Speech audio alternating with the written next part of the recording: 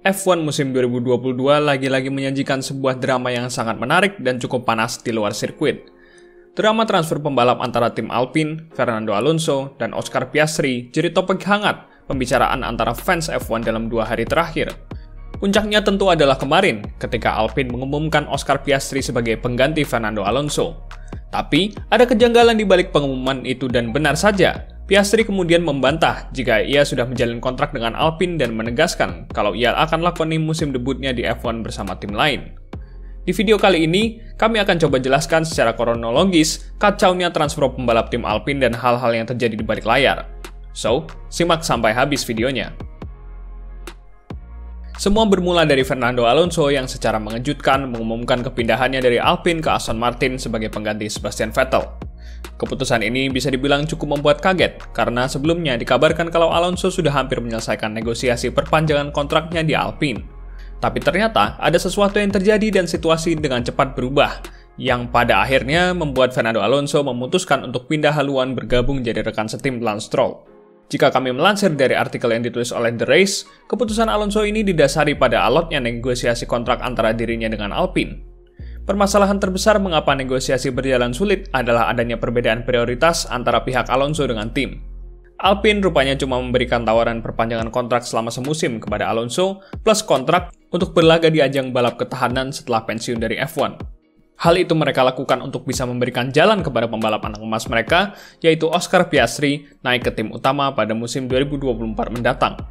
Merasa diremehkan, Alonso kemudian menolak tawaran tersebut dan membuat negosiasi berjalan alot.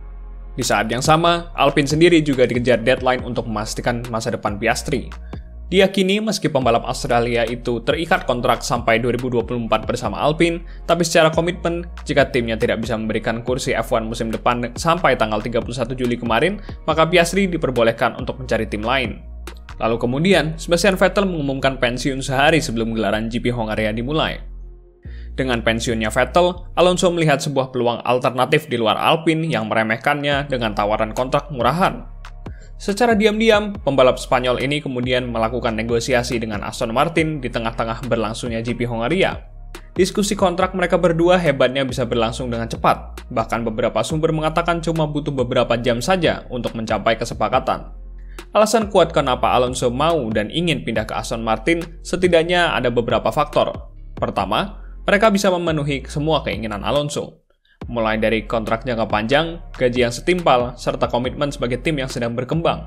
Kedua, Alonso paham jika Aston Martin membutuhkan sosok seperti dirinya musim depan. Simbiosis mutualisme antara pembalap dengan timnya ini akan menempatkan Alonso ke kondisi yang ideal sebagai pemimpin di sana. Ketiga, meski Aston Martin musim ini terseok-seok, tapi tidak bisa dipungkiri kalau mereka punya prospek cerah di masa depan. Proyek Repelita atau rencana pembangunan 5 tahun dari Lawrence Stroll cukup menjanjikan dengan investasi yang sudah ia keluarkan. Semua pembangunan itu diprediksi bisa mulai terasa dampaknya musim depan, dari pabrik baru sampai rekrutan-rekrutan berkelas yang sudah bekerja. Alonso juga sudah kenal cukup dekat dengan ayah dari Lance Stroll ini, jadi tidak heran kalau ia bisa dengan mudah meyakinkan Alonso untuk bergabung ke timnya. Kepindahan itu akhirnya diumumkan pada tanggal 1 Agustus kemarin atau sehari setelah GP Hongaria. Atau, kalau ingin lebih spesifik lagi, sehari setelah deadline komitmen Alpine terhadap Piastri yang sudah lewat. Pengumuman Alonso pindah ke Aston Martin bukan cuma membuat kita terkejut, tapi juga membuat petinggi-petinggi di tim Alpine kaget dan sekaligus panik. Seperti yang kami jelaskan tadi, Alonso melakukan semua negosiasi itu secara diam-diam. Tim prinsipal Alpine, Otmar Szafnauer, mengaku terkejut dan baru mengetahui kalau Alonso pindah ke Aston Martin ketika berita itu muncul. Padahal, ia sendiri sebelumnya masih percaya kalau Alonso akan stay bersama Alpine. Tapi kemudian, secara tiba-tiba dan secara diam-diam, juara dunia F1 2 kali ini sukses menggocek timnya sendiri karena merasa diremehkan di sana. Kepindahan Alonso juga membuat Alpine panik, karena mereka belum menyelesaikan masalah masa depan Oscar Piastri yang sudah lewat masa deadline di kontraknya. Rumor-rumor kemudian mulai berkembang setelah itu. Ada gosip kuat yang mengatakan kalau Piastri bersama manajernya yang juga mantan pembalap F1 yaitu Mark Webber sudah mencapai sebuah kesepakatan awal bersama McLaren. Hal itu mengartikan kalau sejauh ini Piastri sudah mengeksplorasi berbagai opsi di luar Alpine sebagai jalannya untuk masuk F1 karena negosiasi kontrak Alonso yang lama. Menanggapi rumor jika pembalap masa depannya akan dibajak McLaren, Otmar sempat menegaskan kalau Piastri terikat kontrak bersama timnya dan ia akan lakoni musim debutnya di F1 bersama Alpine. Ia mengatakan kalau Piastri merupakan pilihan prioritas bagi Alpine, mengingat mereka sudah melakukan investasi yang tidak sedikit bagi juara bertahan ajang F2 tersebut. Sementara itu, Otmar mengaku kalau ia belum bisa memulai negosiasi dengan Piastri karena sulitnya menghubungi Mark Webber yang berada di Australia.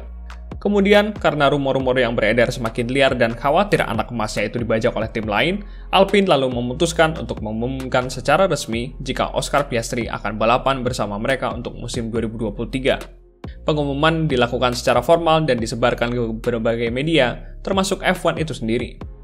Tapi, ada yang janggal dari rilis pers mereka. Tidak ada pernyataan resmi dari Oscar Piastri sebagai pembalap yang akan lakoni musim debutnya di F1 bersama Alpine. Hanya ada statement dari Otmar saja di sana. Hal itu tentu menimbulkan pertanyaan, apakah Alpine melakukannya secara sepihak tanpa sepengetahuan Piastri, dan mengapa pengumuman dilakukan di waktu yang kurang ideal serta terkesan mendadak. Pengumuman itu justru menimbulkan lebih banyak spekulasi. Alpine terkesan ingin memastikan posisi Piastri di tim tersebut secara legalitas, jadi ketika sesuatu terjadi, maka secara legalitas Piastri adalah pembalap Alpine untuk musim depan. Namun itu justru semakin menunjukkan kalau ada sesuatu yang terjadi dan membuat Alpine khawatir akan kehilangan pembalap masa depannya. Lalu berselang sekitar 2 jam setelah pengumuman tersebut, Oscar Piastri kemudian angkat bicara lewat akun media sosialnya. Dan benar saja, Piastri melakukan klarifikasi dengan menegaskan kalau pengumuman itu dibuat Alpine secara sepihak tanpa persetujuan dirinya.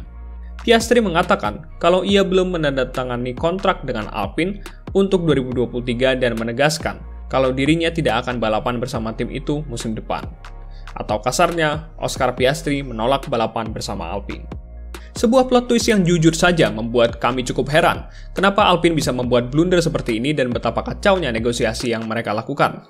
Bagaimana bisa dalam jangka waktu hitungan hari, Alpine kehilangan 2 pembalap asetnya secara sekaligus dan tentunya ini adalah hal yang cukup memalukan bagi mereka.